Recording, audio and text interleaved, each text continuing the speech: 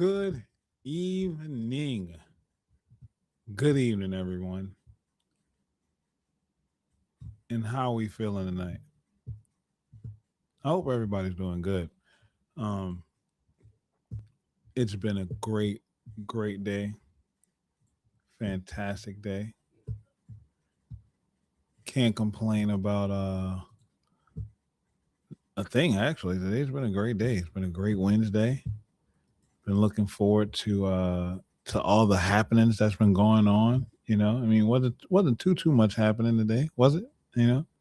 Pretty quiet out here in these people's streets. Out here in these transfer portal streets. But before we really get into before we really get into all of that, let me just say thank you to all of y'all on my personal profile page on Twitter. The engagement has been absolutely amazing. Y'all have been running the numbers up on all the stuff I've been posting. Y'all have been reposting and liking and commenting, and I cannot thank you guys enough. Um, Doing this has always been something that I wanted to do, but never really took the shot to do it. And now that I'm trying to, really just put myself out there with this and then drive up traffic on Twitter, the community that we have, especially within the LSU Twitter space, is absolutely beautiful. The reporters that actually take the time out to engage with the followers are great. That they don't have to do that stuff. And I wanted to make sure I started off by saying thank you to all of y'all involved. I mean, look, I know I don't have a huge following right now. It's 186 people, but hell, 2 weeks ago, I wasn't even at 100. I mean, this morning when I woke up, I don't even think I was at 140. But that's for y'all. Like that's because of y'all. So thank y'all. Thank you so much. Now that we got this out the way, let's talk about this because I'm absolutely pissed off and frustrated with the national media narrative that's being painted. You good? That's being painted right now. Damon Williams is in the transfer portal. Well, at least he's attempting to be. He's attempting to be in the transfer portal.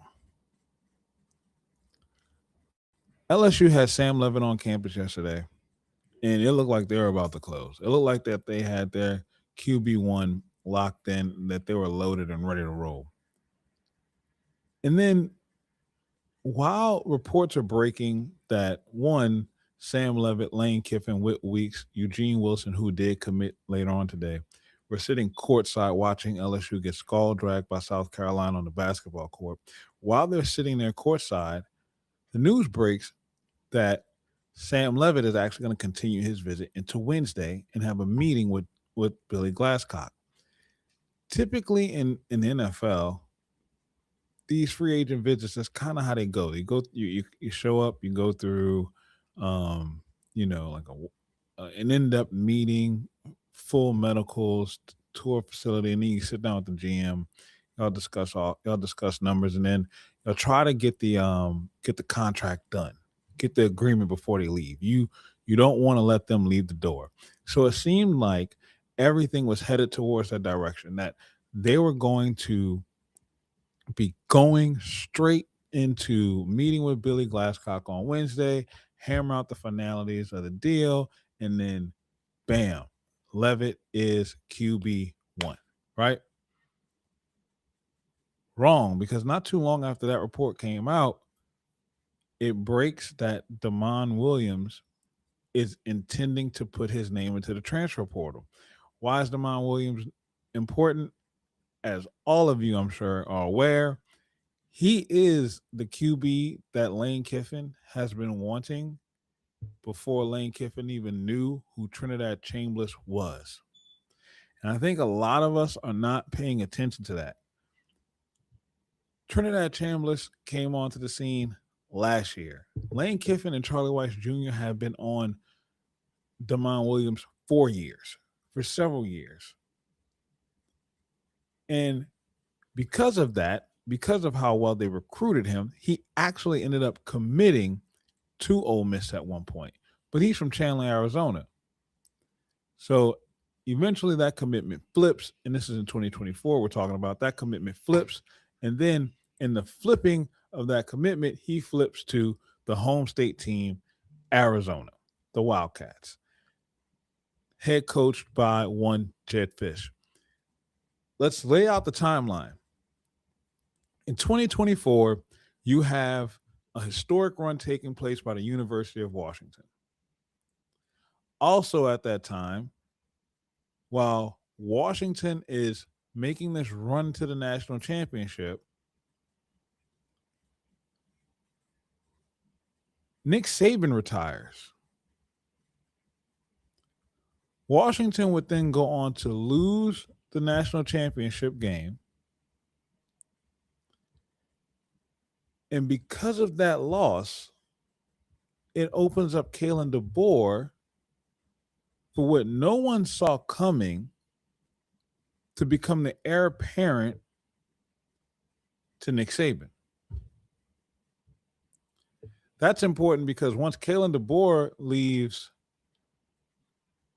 Washington and goes down to Tuscaloosa, Jedd Fisch, who had only been the head coach at Arizona for one season, is then called up and hired at the University of Washington.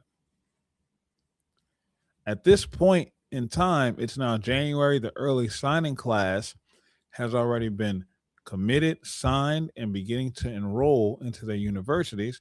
Well, who's in that class? Damon Williams. Damon Williams, because of signing his letter of intent, has to then put his name in the transfer portal.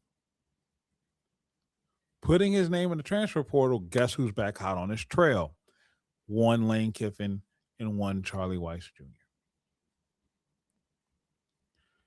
They try to pull him back to Oxford. Instead, he opts to follow his head coach from Arizona to Washington. Well, he sits at Washington as a true freshman, gets some playing time later on in the year, has some bright spots, and then this year comes in 2025, and we know how the rest of the story is told.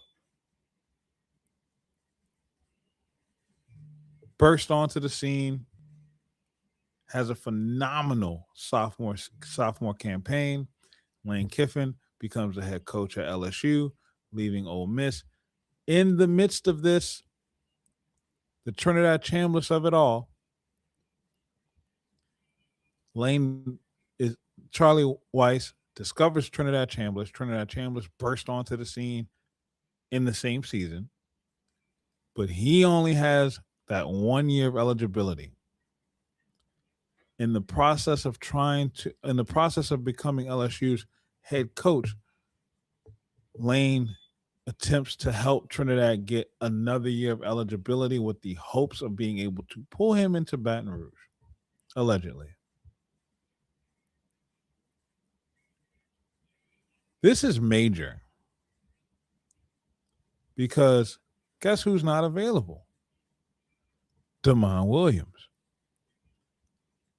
So they pivot and start understanding, okay, Damon's not available. Trinidad's probably not going to get this waiver, and if he does, he can't go into the portal because Ole Miss is on a playoff run, so we got to get our quarterback. Let's start making sure we lock up QB1. Well, they take a swing at Brendan Sorsby, who I've already said on record. He would have been my first guy since he was available in the portal. But he was always penciled in to Texas Tech.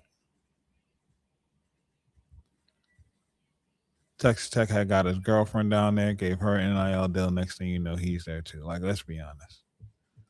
There's two things in the world that's undefeated for men.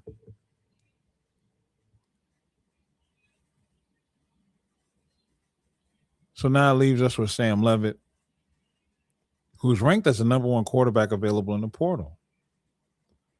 But allegedly, some other things are happening behind the scenes. I mean, LSU was moving like some real G's in lasagna, allegedly.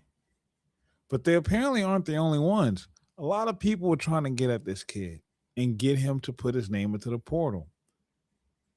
But as he's doing his due diligence, he's offered a contract to make sure he secures his spot in school.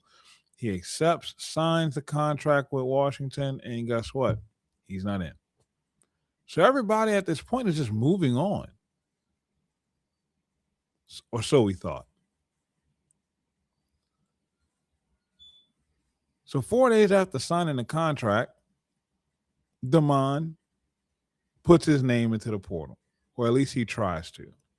Sends out an Instagram post thanking the fans of Washington, thanking his teammates and his coaches. And in the same breath, he says that he has to do what's best for him. True. 19-year-old kid, you should do what's best for you. And immediately after this news breaks, like I said, Sam Levitt, Lane Kiffin, Whit Weeks, Eugene Wilson are all sitting courtside at the LSU game. Just before that news broke, Sam Levitt's announcing that he's going to stick around LSU for another day. Well, the Damon Williams news breaks, and guess what? I mean, almost immediately after, like 30 minutes later, within the hour, more news comes out that Sam Levitt is taking a visit to Tennessee, which has an incumbent starter coming back, and Joey Aguilar, who's also got a case pending with the NCAA to get another year of eligibility so he can play a 6th year because he played time in JUCO.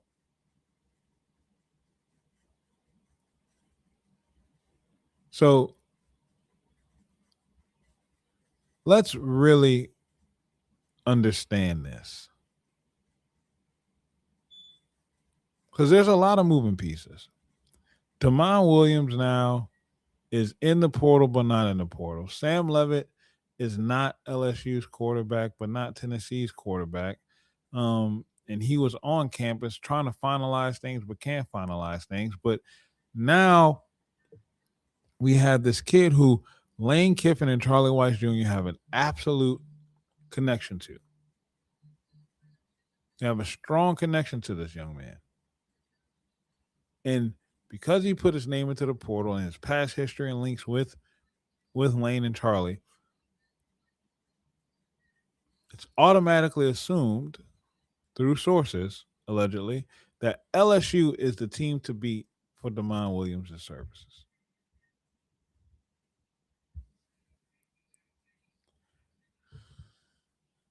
This is absolutely crazy. But what's crazier is how the national media is coming hard at LSU. Anytime Lane Kiffin can be painted as a negative, they're going to take their shot. And because Lane is our head coach, we're going to get dragged in the mud too. Well, let's get dirty. We're already from the swamp. And let me tell y'all something. It's not going to stop right here. You would think that the way people are reacting, that this is the first time a kid who signed a contract has decided to leave. Immediately after this news broke of this kid being in the transfer portal, so many people from Washington came out saying that they're going to enforce the contract. They want to drag him back to Washington, and he's going to be our quarterback. Do people forget that coaches breach contracts every single season?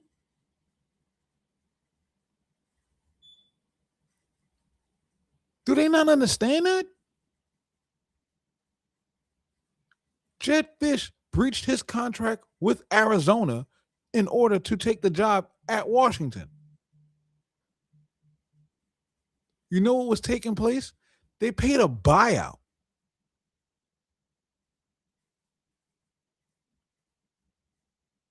And here's the even crazier part: the school cannot pay a student to perform in an athletic endeavor. So you can't pay him to play football, but you can claim that you're going to enforce the contract and drag him back to play football. Isn't that a contradiction?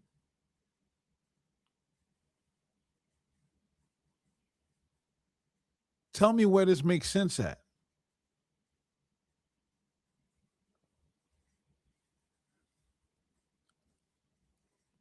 I don't understand it.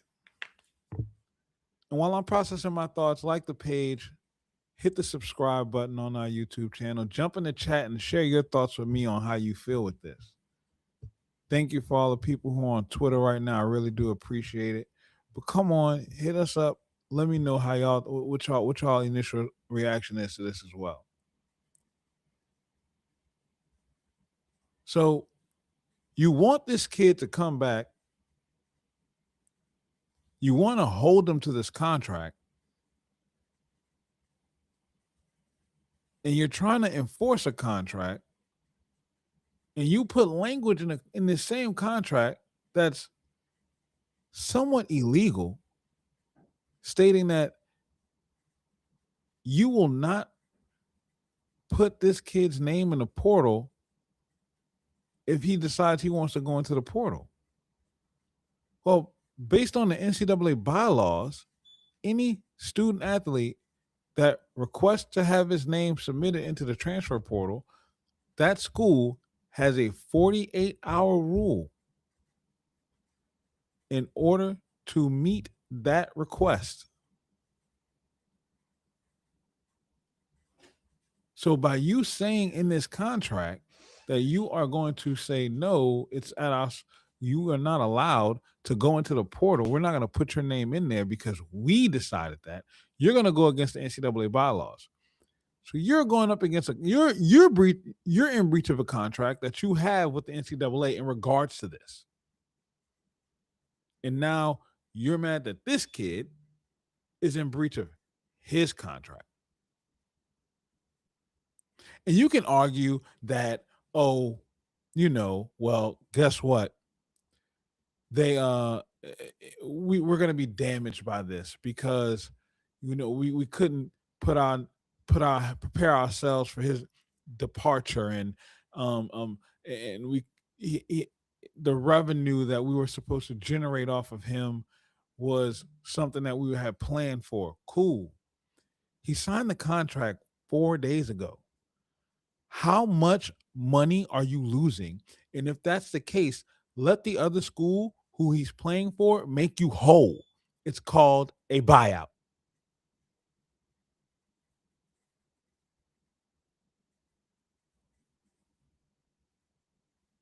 It's a buyout.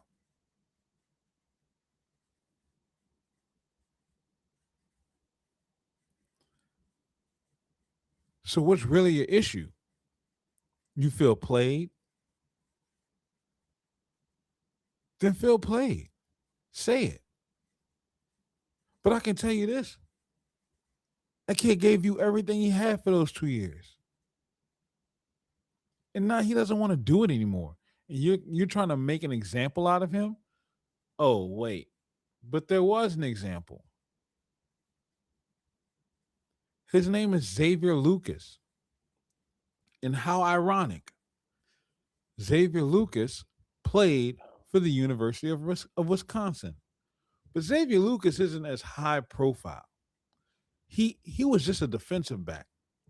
Xavier Lucas signed his contract with the University of Wisconsin, media rights and revenue sharing deal. And right after signing that contract, he decided, you know what? I want to go to Miami.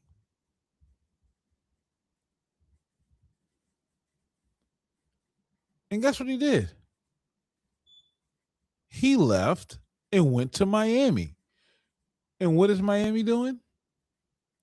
Oh, they're playing in less than 24 hours, or now about 21 hours for the chance to go play for a national championship. What did Wisconsin do? They filed a lawsuit. And Miami filed a motion to dismiss, and guess what? The case is still pending to this very moment in court. So you think that this is gonna go somewhere? Oh, and what was the contract that he signed? Well, apparently the Big Ten has a template that all the schools use. Pretty sure Washington made some subtle changes here and there, but for the most part, it's pretty much the same thing. No court is going to uphold this thing. And look, I'm not a lawyer, but I got some sense. I'm not stupid. My man raised no fool.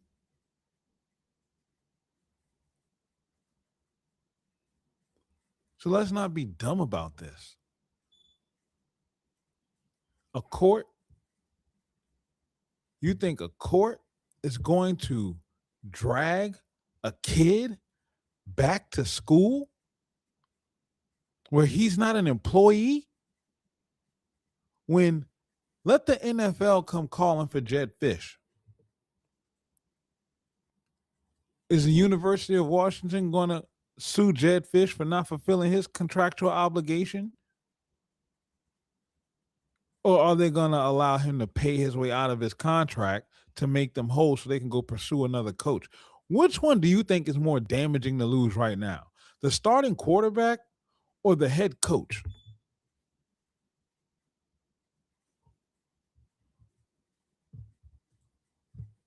But we let these grown men get away with it all the time.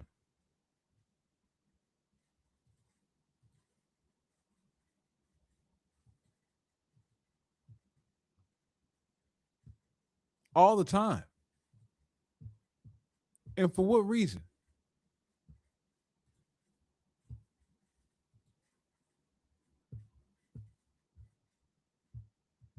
Make it make sense, please.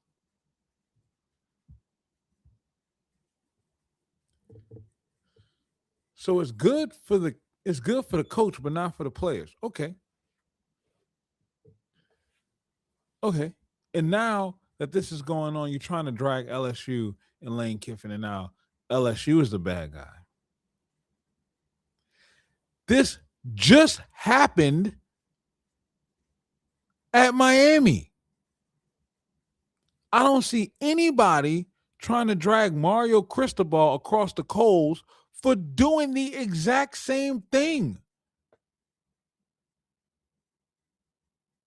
I promise you, if this would have been this kid trying to opt out of his contract and go to, I don't know, Oregon, Indiana, UCLA,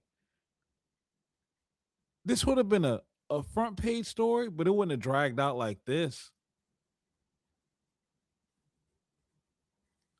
But you know why? It's because it's Lane Kiffin and it's LSU.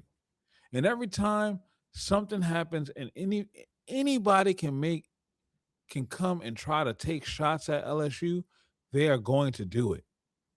Especially now since Lane Kiffin is the coach. I mean, you got people trying to come sideways at Lane because most of Ole Miss roster has been retained. Oh, look, Lane thought he was going to get players from Ole Miss to follow him to LSU, and he didn't get anybody. What does that say about him? Well, it's a do or die situation. It's a lose-lose. If Ole Miss would have lost that game to Georgia and those players would have hopped into the portal, then it would have been look at what Lane is doing to Ole Miss, how he's poaching that roster.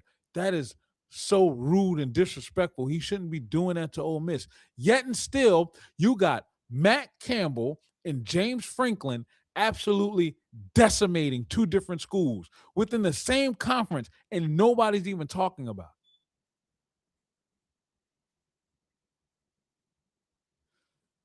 it. Penn State has over 24 portal commits. Virginia Tech has 24 portal commits.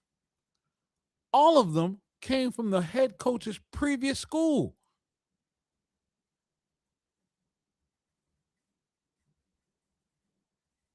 But nobody's talking about it.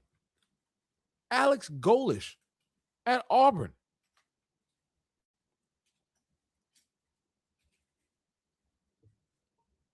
He's taking USF's roster. And you know what they're doing? Letting it go. But Lane Kiffin doesn't even get a player to come from Ole Miss. And it's national headlines about him not getting a player. Make up your mind. If you're going to villainize one thing, villainize it all. Don't be fake about it. Don't be fake about it.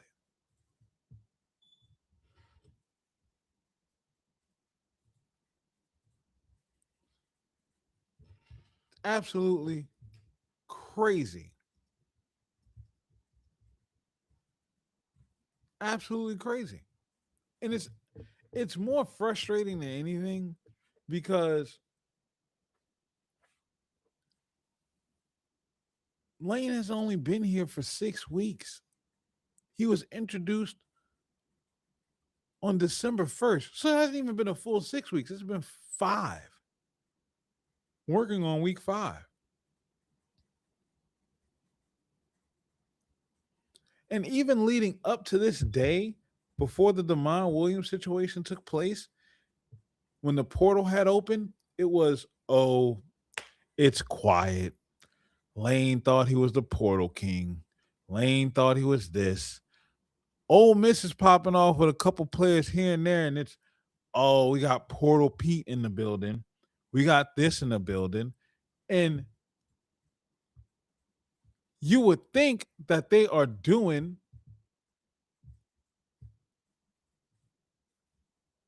a huge thing, trying to rub everybody's faces in it. Lane Kiffin thought he was a portal king. It's the first 3 days. Well, Monday comes. And then LSU pops off. Tuesday comes. And then LSU pops off some more. Wednesday comes. And then LSU pops off some more. And next thing you know, you got 9 commits in. And before the day is even halfway done, LSU's 9 commits ranks 3rd in the portal. Only behind Penn State and Virginia Tech with 24 portal commits. So you want to talk about quality over quantity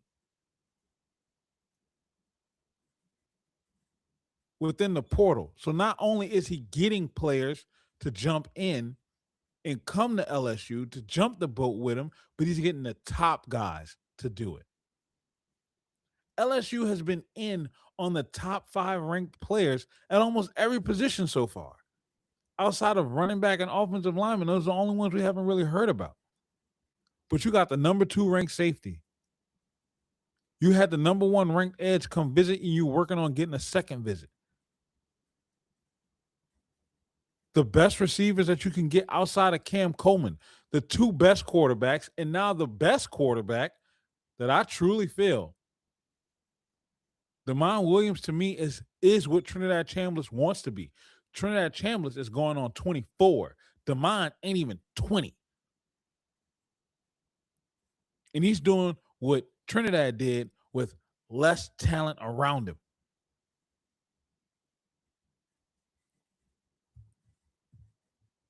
So let's not play these games.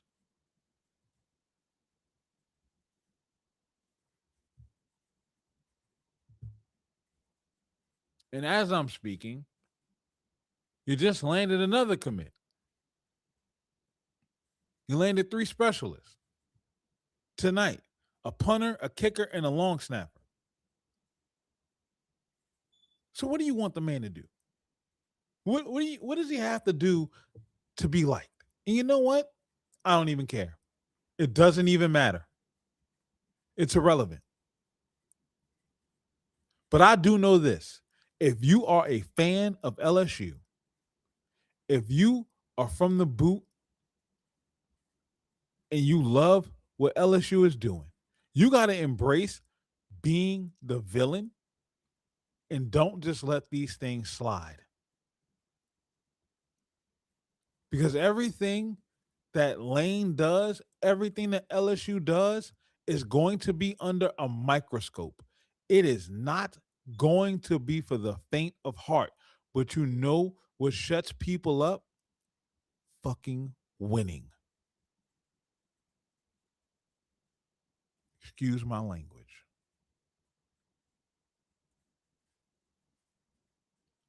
All the talk, all the whining, all the complaining. Oh, he ain't this and he didn't do that and he talked to this. All that shuts up when you go out to the field and you break somebody's will. LSU just brought in 3 wide receivers that average over 15 yards a catch just in last season.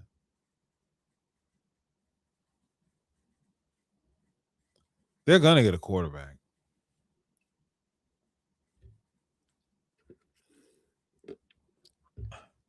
They are going to get a quarterback.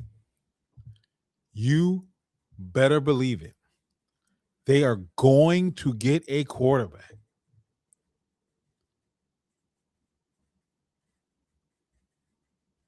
And you better watch out for when they do.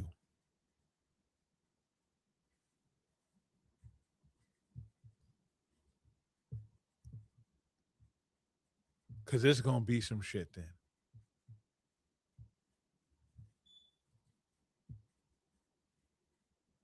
Once again, I am truly honored. Truly honored for you to listen to this podcast and listen to my thoughts. I'm not a news breaker. I'm just giving you my opinion. But I had to get that off my chest because every time you look up, it's like they're just trying to slant. It's not good enough. Okay, cool.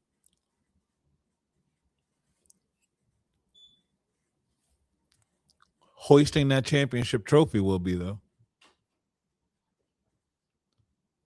At the end of the day, I just feel like we're Max from Spartacus, from Spartans. Are you not entertained?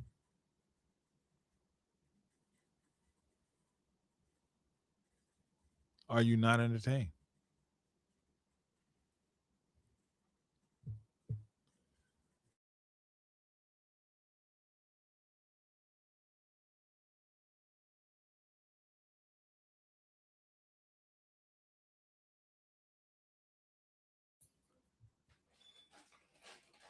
Sorry about that. My baby girl about to go step outside for a second.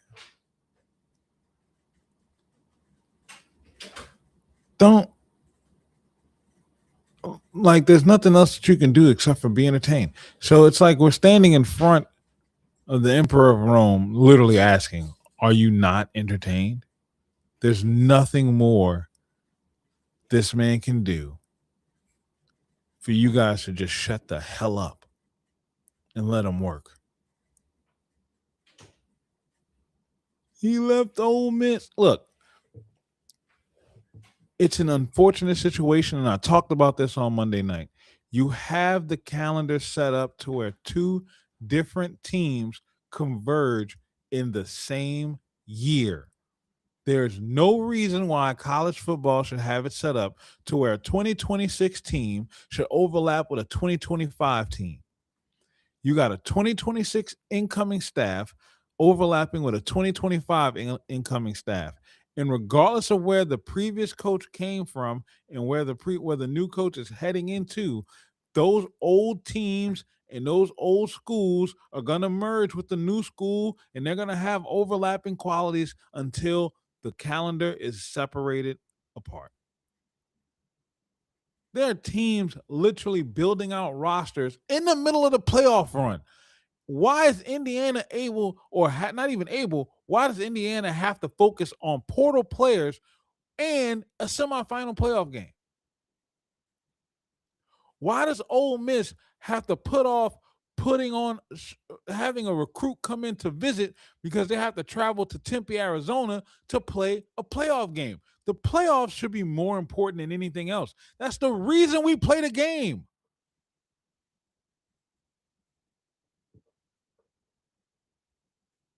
But no, we have the calendar set up to where now all these things overlap.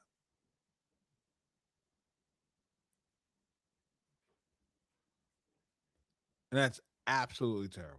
And it's got to change. It's got to be fixed. 1 second.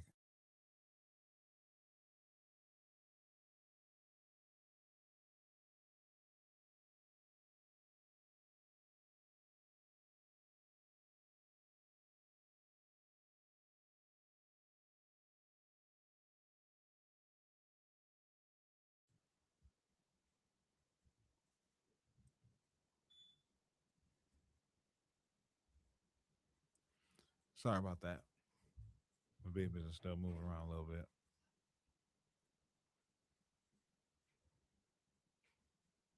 It's terrible. The calendar is terrible. You got, and it's the all of this is the fault of the grown adults that are in charge. That 19-year-old kid deserves to be able to do what he wants to do. And I'm never going to sit up here and say, oh, these players make too much money. Guess what? It ain't my money. I'm not signing nobody's checks playing football. And I sign checks. They're not for football players. So why do I care how much they make? They make more money than I'll ever make. So why do I care? I'm here for the entertainment value.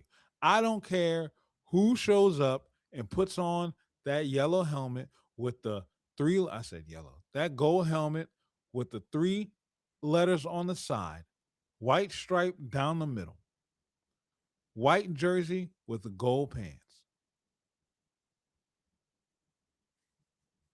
I say yellow because my baby say yellow. Leave me alone. I don't care. What I care about is, do we have the coach in place who gets the guys into the building that can carry out his vision? Do we have the staff in place that can teach and develop the guys to carry out the scheme and the vision?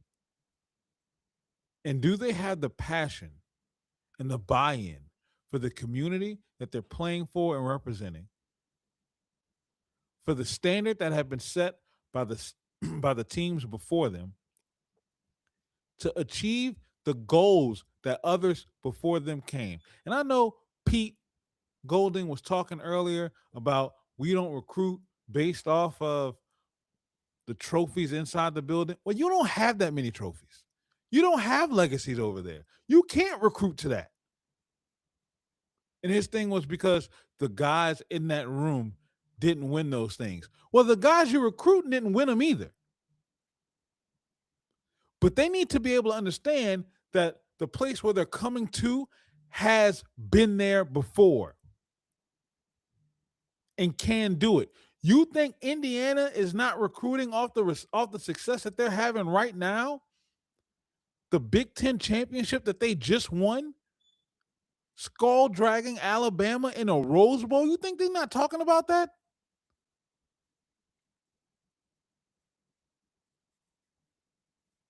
It's easy to say I'm not recruiting something when I don't have it. That's like saying I'm I'm not tricking off no money and I'm broke. You can't trick. You can't buy no shoes. You can't get nobody hair done. You can't take nobody out to eat.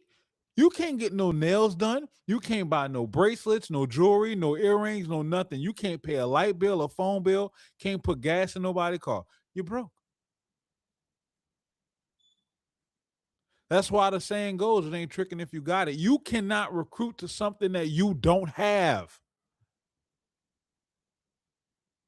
You don't have legacy. You don't have multiple national championship trophies. You don't have Heisman winners.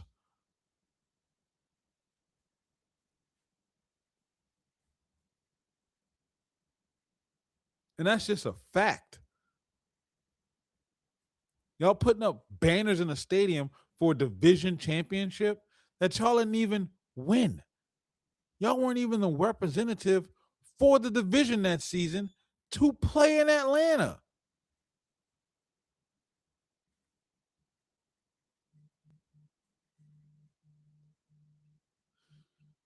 You got to cut it out. Be real with yourself. And look, I think Pete Golding's going to be a fantastic head coach.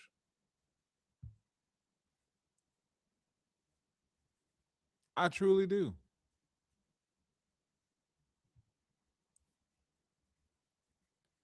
But that narrative spinning got to stop. And that's the same thing that they're doing to us as well. Spinning narratives. Even if it's a win, they're going to try to spin it up to be a negative.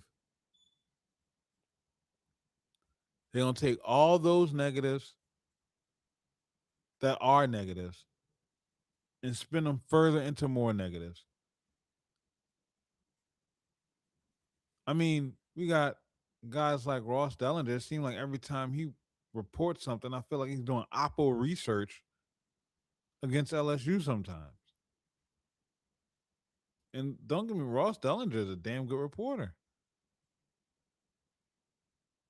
But it's like, why does everything feel like it has an angle to it? Well, maybe that's just me just reading into it. I guess. What do I know? I mean, I only have 12 subscribers on my YouTube channel and 180 on my Twitter page. I am nobody right now.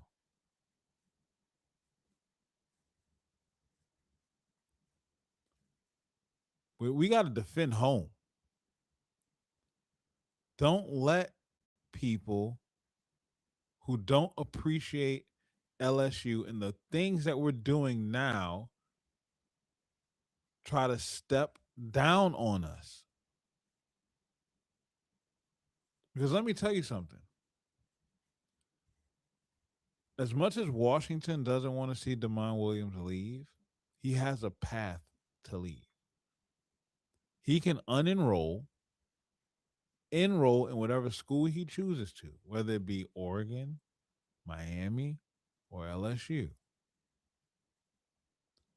He would be a walk on, and he would be the most highly coveted walk on to ever show up on campus. All of his funding would be paid for outside because of how the game is structured now.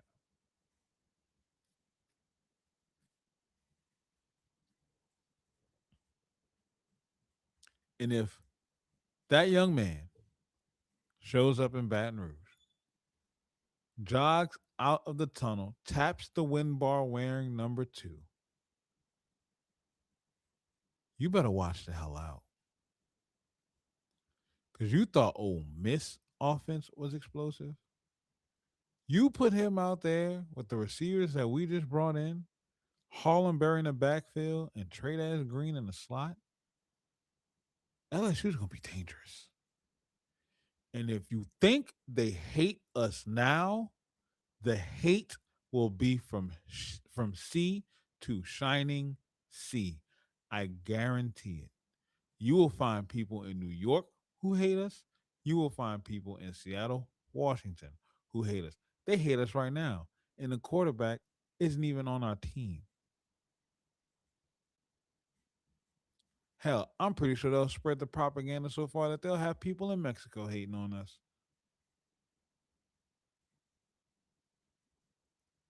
Don't let this take place without fighting back. You see something, say something. Defend it. It's your school, your team, your program, your coach. You're excited right now. Because let me tell you something. John Summerall's doing some good things over at Florida right now. Doing some decent things. He's doing some solid, making some solid additions. But you don't hear nobody talking about it. Not a peep about it. You're dominating the headlines because you got the coach that everybody wanted. You got the guy that everybody wanted. You got the guy who pushes storylines and headlines just from a single tweet. You got that guy. He's at your school. He's leading your program. He's leading your team. You do. That is your guy. Defend him. Now, we're taking a big risk with this Damon Williams situation.